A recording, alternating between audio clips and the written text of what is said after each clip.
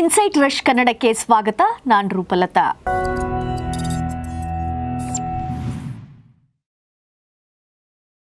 ಜಗತ್ತಲ್ಲಿ ಎರಡು ರೀತಿಯ ದೇಶಗಳಿದ್ದಾವೆ. ಏನೋ ಮಾಡೋಕೆ ಹೋಗಿ ಲೇವಡಿ ಕಾಣೋದು ಹಾಗೂ ಏನನ್ನೂ ಮಾಡದೆ ಕೇವಲ ಮಾತನಾಡಿಯೇ ಕಾಮಿಡಿ ಆಗೋದು. ಎರಡನೇ ಪಟ್ಟಿಯಲ್ಲಿ ಬರೋದೇ ಪಾಕಿಸ್ತಾನ. ಪಾಕಿಸ್ತಾನ ಅನ್ನೋ ದೇಶ ಅದರ ತಲೆಯಲ್ಲಿ ಇರೋ ಹಾಗೆ ಸಣ್ಣ ಸಾಮಾನ್ಯ ದೇಶವಾಗಿ ಉಳಿದಿಲ್ಲ. ಜಗತ್ತಿನ ಸೂಪರ್ ಪವರ್ ದೇಶ ಅಂದ್ಕೊಂಡಿದೆ. ಆ ಪಾಕಿಸ್ತಾನಕ್ಕೆ ಸರಿಸಾಟಿ ಅನಿಸೋ ದೇಶವೇ ಇಲ್ಲ.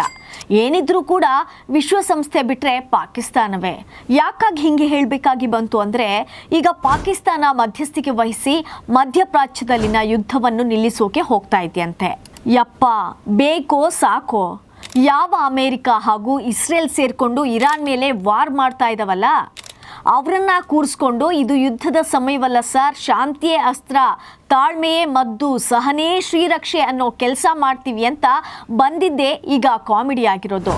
ಭ್ರಮೆ ಇರಬೇಕು, ಆದರೆ ಈ ಮಟ್ಟಕ್ಕ ತಾನು ಇಂಥದ್ದೊಂದು ಮಾತನ್ನು ಹೇಳಿದರೆ ಕೇಳೋರು ಯಾರು ಅನ್ನೋ ಪ್ರಶ್ನೆಯನ್ನು ಕೇಳ್ಕೊಳ್ಬೋದಿತ್ತು. ಬಟ್ ಅದು ಪಾಕಿಸ್ತಾನ ಅಲ್ವಾ, ಪ್ರಶ್ನೆಯೇ ಬರಲ್ಲ. ಇನ್ನು ಉತ್ತರದ ಮಾತು ಊರ್ಬಿಟ್ಟು ಹೋಗಿರುತ್ತೆ. ಮಧ್ಯಪ್ರಾಚ್ಯ ಯುದ್ಧದಲ್ಲಿ ಮಧ್ಯಸ್ಥಿಕೆ ವಹಿಸುವಂಥ ಪಾಕಿಸ್ತಾನದ ಪ್ರಯತ್ನವನ್ನು ಭಾರತ ಲೇವಡಿ ಮಾಡಿದೆ. ಪಾಕಿಸ್ತಾನ ಆಡಿದ ಮಾತು ಜಾಗತಿಕವಾಗಿ ರಾಜತಾಂತ್ರಿಕತೆ ವೇದಿಕೆ ಹತ್ತೋದು ಹಾಗೂ ಯುದ್ಧಕ್ಕೆ ಫುಲ್ ಸ್ಟಾಪ್ ಇಡೋದು. ದೆಹಲಿಯಲ್ಲಿ ಎಲ್ಲ ಪಕ್ಷಗಳ ಸಭೆ ನಡೀತು.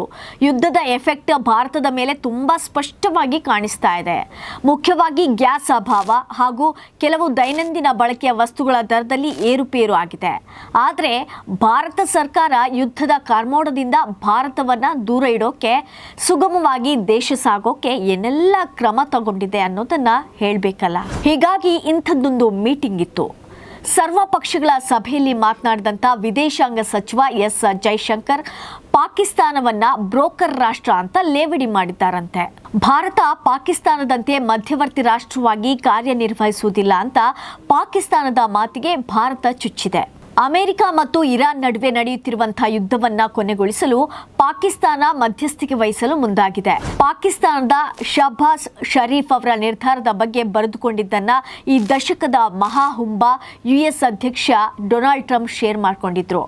ಅದಾದ ಮೇಲೆ ಪಾಕ್ ಭ್ರಮೆ ಇನ್ನಷ್ಟು ಜಾಸ್ತಿ ಆಯಿತು. ಕೆಲವೇ ತಿಂಗಳುಗಳ ಹಿಂದೆ ಇದೇ ಟ್ರಂಪ್ ಅವರು ಏನು ಹೇಳ್ಕೊಂಡು ಓಡಾಡಿದ್ರು? ಆಪರೇಷನ್ ಸಿಂಧೂರ ನಿಲ್ಲಿಸಿದ್ದು ನಾನೇ, ಪಾಕಿಸ್ತಾನವನ್ನ ಬಚಾವ್ ಮಾಡಿದ್ದು ನಾನೇ ಅಂತ. ಈಗ ಪಾಕಿಸ್ತಾನ ಮುಂದೆ ಬರುತ್ತಂತೆ ಅಮೆರಿಕ ಹಾಗೂ ಇರಾನ್ ಯುದ್ಧದಲ್ಲಿ ದಲ್ಲಾಳಿ ಕೆಲಸ ಮಾಡಿ ಕದನ ವಿರಾಮ ಘೋಷಣೆ ಮಾಡುತ್ತಂತೆ. ಇನ್ನೊಂದು ಕಡೆಯಲ್ಲಿ ಬಿಕ್ಕಟ್ಟನ್ನ ನಿಭಾಯಿಸುವುದನ್ನ ಸರ್ಕಾರ ಸಮರ್ಥಿಸಿಕೊಂಡಿದೆ. ಇರಾನ್ನಿಂದ ಇಲ್ಲಿಯವರೆಗೆ ಸುರಕ್ಷಿತವಾಗಿ 4,25,000 ಭಾರತೀಯರನ್ನ ಏರ್ ಲಿಫ್ಟ್ ಮಾಡಲಾಗಿದೆ, ಮರಳಿ ಕರೆತರಲಾಗಿದೆ. ಇರಾನ್ನಲ್ಲಿ ಉಳಿದಿರುವಂತಹ ಭಾರತೀಯರನ್ನ ರಕ್ಷಿಸಲು ಪ್ರಯತ್ನಗಳು ನಡೀತಿವೆ ಅಂತ ಜೈಶಂಕರ್ ಮಾಹಿತಿ ಕೊಟ್ಟರು. ಪ್ರಮುಖ ವಿಚಾರ ಏನಂದ್ರೆ, ಪಾಕಿಸ್ತಾನ ಯಾಕಾದ್ರೂ ಈ ಆಟಕ್ಕೆ ಬಂದೆ ಅನ್ನುವಂತ ಚಿಂತೆಯಲ್ಲಿದೆ. ಯಾಕಂದ್ರೆ ಶಿಯಾ ಮುಸ್ಲಿಮರ ಸುಪ್ರೀಂ ಲೀಡರ್ ಖಮೇನಿಯನ್ನ ಅಮೆರಿಕ ಹೊಡೆದು ಹಾಕಿದಾಗ ಇದೇ ಕರಾಚಿಯಲ್ಲಿ ಭಾರೀ ಪ್ರಮಾಣದ ಪ್ರತಿಭಟನೆಗಳಾದವು. ಅಮೆರಿಕ ಹಾಗೂ ಇಸ್ರೇಲ್ ದೇಶವನ್ನ ಹೊಸಕಿ ಹಾಕೋಕೆ ಎಲ್ಲಾ ರೀತಿಯ ಬೆಂಬಲ ಕೊಡೋದಾಗಿ ಸಾಮಾನ್ಯ ಜನರು ಬೀದಿಗೆ ಬಂದ್ರು. ನಮ್ಮ ಭಾರತದಲ್ಲಿ ಕೂಡ ನಾವು ಸಾಕಷ್ಟು ಹೋರಾಟಗಳನ್ನ ಕಂಡಿದ್ದೇವೆ. ಖಮೇನಿ ಬೆಂಬಲಿಗರಿಗೆ ಬೇಕಾಗಿದ್ದು ರಿವೆಂಜ್ ಮಾತ್ರ. ಹೀಗಾಗಿ ಪಾಕಿಸ್ತಾನ ಶಾಂತಿಯ ಮಂತ್ರ ಹೇಳಿದ್ರೆ ಅವರದೇ ದೇಶದಲ್ಲಿ ದಂಗೆ ಶುರುವಾಗುವಂತ ಅಪಾಯ ಇದೆ. ಇದಕ್ಕೆಲ್ಲ ಕಾರಣವಾಗಿದ್ದು ಮುನೀರನ ಹೇಳಿಕೆ. ಮಾರ್ಚ್ 19ರಂದು ರಾವಲ್ಪಿಂಡಿಯಲ್ಲಿ ನಡೆದಂತ ಇಫ್ತಾರ್ ಕೂಟದಲ್ಲಿ ಮುನೀರ್ ಶಿಯಾ ಧರ್ಮಗುರುಗಳನ್ನ ಭೇಟಿಯಾದ್ರು. ಅಲ್ಲಿ ಅವರು, ನೀವು ಇರಾನನ್ನು ತುಂಬ ಪ್ರೀತಿಸ್ತಿದ್ರೆ ಇರಾನ್ಗೆ ಹೋಗಿ ಎಂದು ಸ್ಪಷ್ಟವಾಗಿ ಘೋಷಿಸಿದ್ರು. ಇದು ಪಾಕಿಸ್ತಾನದ ಶಿಯಾಗಳನ್ನು ಇನ್ನಷ್ಟು ಕೆರಳುವಂತೆ ಮಾಡಿತು. ಈಗ ಬ್ರೋಕರ್ ಕೆಲಸ ಮಾಡೋಕೆ ಬಂದಿರೋ ಪಾಕಿಸ್ತಾನಕ್ಕೆ ಸಮಸ್ಯೆ ತಪ್ಪಿದ್ದಲ್ಲ. ಖಮೇನಿ ಸಾವಿನ ಪ್ರತಿಭಟನೆಯಲ್ಲಿ ಪಾಕಿಸ್ತಾನದ ನಾಗರಿಕರನ್ನ ಕೊಲ್ಲಲಾಗಿದೆ. ಅದರ ಬಗ್ಗೆ ತುಂಬಾನೇ ಆಕ್ರೋಶವಿದೆ. ಈಗ ನಾವು ಬಂದು ಯುದ್ಧ ನಿಲ್ಲಿಸ್ಬಿಡ್ತೀವಿ ಅಂತ ಪಾಕ್ ಹೇಳಿದ್ರೆ ಆಂತರಿಕವಾಗಿ ಸಮಸ್ಯೆ ಉಂಟಾಗುವ ಸಾಧ್ಯತೆ ಇದೆ. ಪಾಕ್ ಏನೋ ತನ್ನ ನಿಲುವು ಹೇಳ್ತು, ಟ್ರಂಪ್ ಮಾಡಿದ ರೀಪೋಸ್ಟ್ ಚರ್ಚೆಯನ್ನ ಶುರು ಮಾಡ್ತು. ಬಟ್ ಓವರ್ ಆಲ್ ನೋಡಿದಾಗ ಅನ್ಸಿದ್ದು ಏನಂದ್ರೆ, ಅಮೆರಿಕಗೂ ಯುದ್ಧ ಸಾಕಾದಂತೆ ಕಾಣ್ತಾ ಇದೆ. 5 ದಿನಗಳ ಕದನ ವಿರಾಮವನ್ನ ಟ್ರಂಪ್ ಘೋಷಣೆ ಮಾಡಿದ್ರೂ ಕೂಡ ಇರಾನ್ ಒಪ್ಪದೇ ಇರೋದು ದೊಡ್ಡ ಹಿನ್ನಡೆ. ಈ ಮೂಲಕ ಮುಸ್ಲಿಂ ದೇಶವನ್ನ ಮುಂದಿಟ್ಟುಕೊಂಡು ಹೊಸ ಆಟ ಆಡೋ ಲೆಕ್ಕವೇ ಕಾಣ್ತಾ ಇದೆ. ಮುಂದೇನು ಪಾಕಿಸ್ತಾನ ಇದೇ ಬಿಸಿಯಲ್ಲಿ ಒಂದಿಷ್ಟು ಲೋನ್ ಅಪ್ಲೈ ಮಾಡಬಹುದು ಅಂತ ಕಾದು ನೋಡೋಣ ಬಿಡಿ. ಇದು ಈ ಹೊತ್ತಿನ ವಿಶೇಷ ವರದಿ.